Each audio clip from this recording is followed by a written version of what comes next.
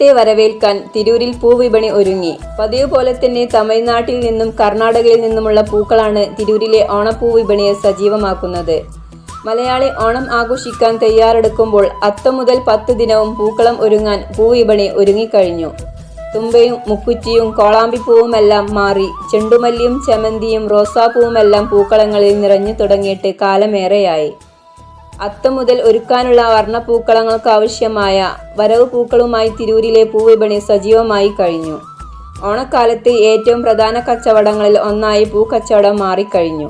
മലയാളികളുടെ ഓണപ്പൂക്കളങ്ങളെ വർണ്ണാഭമാക്കാൻ മറുനാടൻ പൂക്കളുമായി വഴിയോരങ്ങളിലും കവലകളിലും ചെറുകിട പൂ കച്ചവടക്കാരും ഏറെയാണ്.